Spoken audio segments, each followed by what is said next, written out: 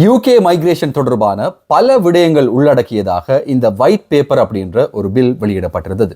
இந்த white paper வந்தபோது அது அதிகமானவர்களுடைய கவனத்தை ஈர்த்தது எந்த விஷயத்துல அப்படின்னா, ILR 5 வருஷத்திலிருந்து 10 வருஷம் ஆக்கப்பட போகிறது அப்படின்ற விஷயம். இது சம்பந்தமாக பலர் பேசிட்டு இருக்காங்க. பல வீடியோக்களையும் பல இணையதளங்களையும் உங்களால பார்க்கக்கூடியதாக இருக்கிறது. ஆனா இந்த ஒயிட் பேப்பர் இன்னும் முக்கியமான பல விஷயங்களை பத்தி பேசுகிறது. இந்த ஒயிட் பேப்பர் சொல்லக்கூடிய மிக முக்கியமான 8 விஷயங்கள் என்ன அப்படின்றத பத்தி இந்த வீடியோல பேச போகிறோம். ஒரு நண்பர் கமெண்ட்ல கேட்டிருந்தார், இந்த ஒயிட் பேப்பர் என்ன மாதிரியான ஒரு விஷயத்தை சொல்லுது, இந்த ஒயிட் பேப்பர் மூலமாக சொல்லப்படுற அல்லது மாற்றப்பட போகிற மற்ற விஷயங்கள் என்ன அப்படின்றத பத்தி ஒரு வீடியோ செய்யுங்க அப்படின்னு சொல்லி கேட்டிருந்தார். சம்பந்தமாக டீடைல்டா பார்க்கலாம் அப்படின்றதுக்காக இந்த வீடியோ. ஒயிட் பேப்பர் சம்பந்தமான ஒட்டுமொத்த விஷயங்களும் உங்களுக்கு தெரியுமாக இருந்தால் இந்த வீடியோ உங்களுக்கு உபயோகமானதாக இருக்காது. ஒயிட் பேப்பர்ல என்னென்ன விஷயங்கள் கொண்டு வருவதற்கான யோசனைகள் முன்மொழியப்பட்டிருக்கிறது அப்படின்றத தெரிந்து கொள்ளணும் அப்படின்னா இந்த வீடியோவை தொடர்ச்சியாக பாருங்க. நண்பர்களுக்கு வணக்கம். இன்னும் ஒரு வீடியோவில் உங்களை சந்திக்கிறதுல சந்தோஷம். தொடர்ச்சியாக வீடியோக்களை பார்க்குறீங்க, அதற்கு மிக்க நன்றி. முதல் தடவையா பார்க்குறீங்க இல்லை சப்ஸ்கிரைப் பண்ணாம பார்க்குறீங்க அப்படின்னா சப்ஸ்கிரைப் பண்ணுங்க. ஒவ்வொரு புதிய வீடியோவும் உங்களுக்கு வரும். மறக்காம அந்த வீடியோக்களையும் பாருங்க. கடந்த சில வாரங்களுக்கு முன்னால இந்த ஒயிட் பேப்பர் அறிவிக்கப்பட்டதுக்கு பின்னாலே இருக்கிற மிக முக்கியமான ஒரு காரணம் என்ன அப்படின்னா, நெட் மைக்ரேஷன், நிகர இந்த குடிவரவு குடியகல்வை கட்டுப்படுத்துவதற்கான ஒரு தீர்மானமாக அல்லது யோசனையாகத்தான் இந்த ஒயிட் பேப்பர் முன்வைக்கப்பட்டது. யுஎட் கூப்பர் மற்றும் பிரித்தானிய பிரதமர் கியர் ஸ்டார்மர் இணைந்து இந்த ஒரு திட்டத்தை தீட்டியிருந்தாங்க. ஏற்கனவே அரசாங்கத்துக்கு எதிராக இருக்கிற ரிஃபார்ம்ஸ் கட்சியும் சரி, டோரிஸ் கட்சியும் சரி, மைக்ரேஷனை கட்டுப்படுத்த வேண்டும் அப்படின்ற ஒரு கொள்கையில தீவிரமாக இருக்கிறதுனால அடுத்த எலெக்ஷன், அதாவது 2029 நடக்க போகிற எலெக்ஷனை கருத்துல கொண்டு இந்த திட்டத்தை முன் வச்சிருந்தாங்க. இதுல மிக முக்கியமாக அவதானிக்க வேண்டிய விஷயம் என்ன அப்படின்னா, இது 2028 அளவுல செல்லுபடியாவதற்கான வாய்ப்புகள் தான் அதிகமாக இருக்கிறது அப்படின்னு எக்ஸ்பர்ட்ஸினுடைய செய்திகள் சொல்கிறது. இரண்டாவது மிக முக்கியமான விஷயம் என்ன அப்படின்னா, RQF3 இருந்து RQF6 ஆக இனிமேல் குவாலிஃபிகேஷன் மாற்றப்படும். ஸ்கில் ஒர்க்கராக யூகேக்குள்ள வரணும் அப்படின்னா உண்மையிலேயே உங்களுக்கு ஏதாவது ஒரு விஷயத்துல ஸ்கில் இருக்கணும். யூகேனுடைய எக்கனாமிக்கு நீங்க ஏதாவது வகையில கண்ட்ரிபியூட் பண்ணணும் அப்படின்ற அடிப்படையில இந்த திட்டம் முன்மொழியப்பட்டிருக்கிறது. இதுவரை காலமும் RQF3 அப்படின்னு சொல்லக்கூடிய A-லெவல் தரத்திலான படிப்பு இருந்தாலே உங்களால ஸ்கில் ஒர்க்கராக ஏதாவது ஒரு துறையில போட்டு எடுத்துக்கொள்ளலாம். ஆனா இனிமேல் அது RQF6 ஆக மாற்றப்பட போகிறது. இது டிகிரிக்கு ஈக்குவலான ஒரு லெவல். டிகிரி மற்றும் ப்ரொஃபஷனல் குவாலிஃபிகேஷன் உங்களுக்கு இருக்குமாக இருந்தால் மட்டும்தான் யூகேல ஸ்கில் ஒர்க்கர் வீசாவை நீங்க எடுக்கக்கூடியதாக இருக்கும். இதற்கான காரணமாக அரசாங்கம் என்ன சொல்றாங்க அப்படின்னா, இந்த வீசா முறைமை RQF3 இருக்கிறதுனால இது அதிகப்படியாக எக்ஸ்ப்ளாய்ட் செய்யப்படுகிறது. பலரும் குவாலிஃபிகேஷனே இல்லாம யூகேல வந்து ஏதாவது ஒரு வீசா எடுத்துட்டு அந்த வீசா மூலமாக ILRக்கு அப்ளை பண்றாங்க. குறிப்பிட்ட காலப்பகுதிக்கு பிறகு பார்த்தா யூகேல ஸ்கில்ஸோட இருக்கிறவர்களுடைய தேவை இன்னும் அப்படியே தான் இருந்துட்டு இருக்கு. இந்த ஒரு தீர்மானம் கொண்டு வருவதன் காரணமாக யூகேக்குள்ள புதிதாக வரப்போகிறவர்கள் டிகிரி தரத்திலான படிப்போட உள்ள வருவாங்க. அது யூகேனுடைய எக்கனாமிக்கும் எதிர்கால சந்ததிக்கும் மிக முக்கியமான ஒரு விஷயமாக இருக்கும் அப்படின்னு சொல்லப்படுகிறது.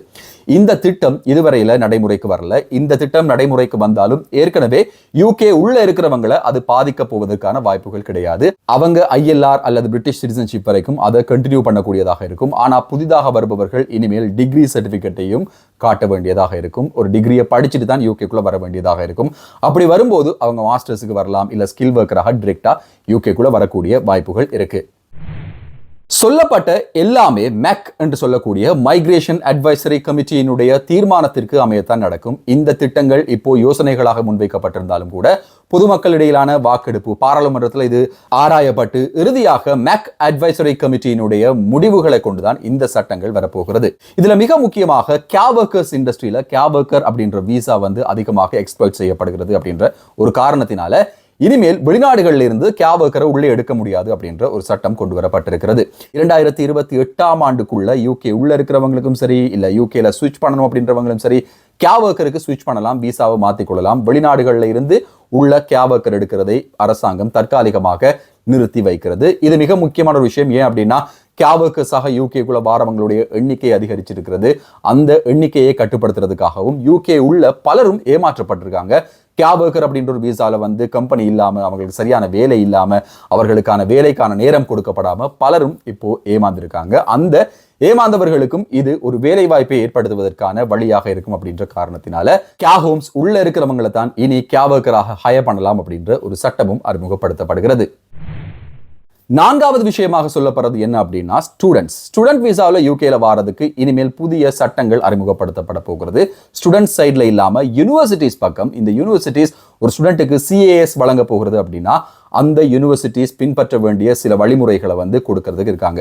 இதன் மூலமாக உலக தரம் வாய்ந்த யூனிவர்சிட்டிஸ் மட்டும்தான் வெளிநாட்டு மாணவர்களை உள்ள எடுக்க முடியும் அப்படின்றதோட இனிமேல் ஸ்டூடெண்டா வாரவங்களுக்கு 24 மாதங்களாக இருந்த PSW அப்படின்னு சொல்லக்கூடிய போஸ்ட் ஸ்டடி ஒர்க் பெர்மிட் 18 மாதங்களாக 1.5 வருடங்களாக குறைக்கப்பட போகிறது. இந்த ஒரு தீர்மானம் முன்னெடுக்கப்பட்டு இனிமேல் யூகேக்கு படிக்கிறவங்க ஜெனுவினான ஸ்டூடெண்டா இருந்தா மட்டும்தான் யூகேக்குள்ள வரலாம் அப்படின்ற அடிப்படையில் இன்டர்வியூக்களும் ஏற்பாடு செய்யப்பட்டு இவ்வளவு காலமும் இருந்த இன்டர்வியூவை விட இன்னும் கொஞ்சம் அதிகமாக ரேண்டம் இன்டர்வியூஸ் நடக்க போகிறது அப்படின்ற ஒரு தகவலும் முன்வைக்கப்படுகிறது. ஐந்தாவது விஷயம், டிபெண்டண்டாக வாரவங்களும் இங்கிலீஷ் லாங்குவேஜ் ரிக்வயர்மெண்ட்டை பூர்த்தி செய்ய வேண்டும் அப்படின்றது. யூகே பொறுத்தவரையில டிபெண்டன்ட் வரும்போது அவங்களுடைய ஆங்கில அறிவை சோதிப்பது கிடையாது. இதனால யூகேல ஆங்கிலம் கதைக்க முடியாத ஒரு தலைமுறை உருவாகிறது அப்படின்ற குற்றச்சாட்டுக்கு அமைய இனிமேல் டிபெண்டன்ஸாக வருபவர்களும் அவர்களுடைய ஆங்கில அறிவையும் காட்ட வேண்டிய தேவை இருக்கு அப்படின்ற ஒரு தகவல் முன்வைக்கப்படுகிறது. யூகே டிகிரி அல்லது உங்களுடைய டிகிரி ஆங்கிலத்தில் இருக்குமாக இருந்தால் எக்ஸெப்ஷன் வழங்கப்படலாம். ஆனா ஒரு மெயின் அப்ளிகண்ட்டுக்கு தேவையான அளவுக்கான ஒரு ஸ்கோர் தேவைப்படாது. குறைந்த அளவு ஸ்கோராக இருந்தாலும் சாதாரண அன்றாட வாழ்க்கையில பேசக்கூடிய ஆங்கில அறிவு இனிமேல் கட்டாயமாக இருக்கும் அப்படின்னு சொல்லி தெரிவிக்கப்படுகிறது. இதே நேரம் நாம் அதிகமாக அலசி இருந்த ILR 5 வருஷத்திலிருந்து 10 வருஷமாகிறது அப்படின்ற ஒரு யோசனை முன்வைக்கப்பட்டிருக்கிறது.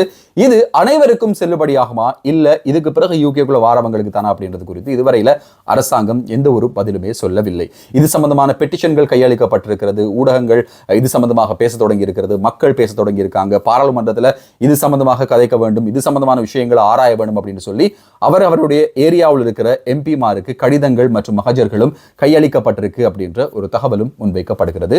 இது பெரும்பாலும் அனைவருக்கும் வரக்கூடிய வாய்ப்புகள் இல்லை அப்படின்னு சொல்லி பலரும் சொல்லிட்டு இருக்காங்க. குறிப்பாக இமிகிரேஷன் லாயர்ஸ் இது எல்லோருக்குமே வரக்கூடிய வாய்ப்புகள் இல்லை அப்படின்றதுல உறுதியாக இருக்கிறதையும் அவதானிக்கக்கூடியதாக இருக்கிறது. ஏழாவது மிக முக்கியமான விஷயம், ஏதாவது ஒரு குற்றச்செயலில் ஈடுபடுபவர்கள் உடனடியாக டிபோர்ட் செய்யப்படுவார்கள்.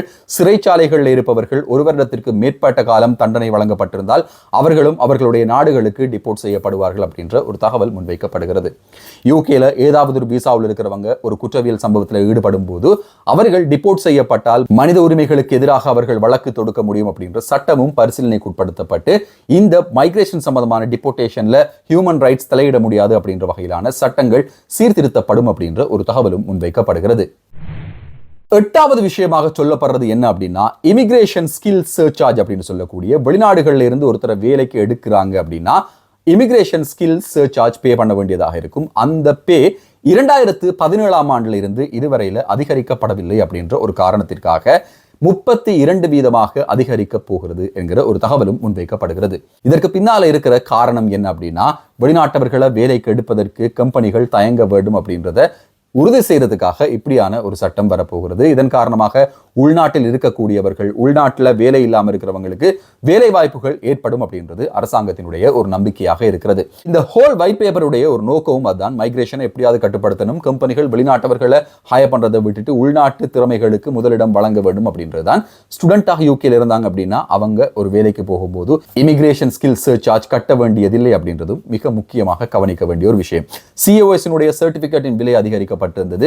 இமிகிரேஷன் ஸ்கில் சர்சார்ஜும் அதிகரிப்பானது வேலை வாய்ப்புகள் வெளிநாட்டில இருந்து யூகேக்குள்ள வரதுக்கு மிகப்பெரிய தடையாக இருக்கும் அப்படின்னு சொல்லி சொல்லப்படுகிறது. இந்த முக்கியமான விஷயங்கள் தான் ஒயிட் பேப்பர்ல சொல்லப்பட்டிருக்கு. இது சாதாரணமாக முன்மொழியப்பட்ட யோசனைகள் தானே தவிர இது சட்டமாக இதுவரையில மாறல. இது சம்பந்தமான அறிவிப்புகள் எதிர்வரும் வாரங்களில் வெளியிடப்படும் அப்படின்னு சொல்லி சொல்லப்படுகிறது. வெளியிடப்பட்ட உடனே எது எதெல்லாம் சட்டமாகிறது, என்ன விஷயங்களை பத்தி அரசாங்கம் சொல்லியிருக்காங்க அப்படின்றத தொடர்ச்சியாக நம்ம சேனல்ல வீடியோக்களாக நீங்க பார்க்கலாம். முதல் தடவையா பாக்குறீங்க அப்படின்னா மறக்காம சப்ஸ்கிரைப் பண்ணுங்க. தொடர்ச்சியா நம்மளோட வீடியோக்களையும் பாருங்க. வீடியோ பிடிச்சிருந்தது அப்படின்னா லைக் பண்ணுங்க, கமெண்ட் பண்ணுங்க, உங்களுடைய நண்பர்களோடையும் பகிர்ந்து கொள்ளுங்க. நன்றி, வணக்கம்.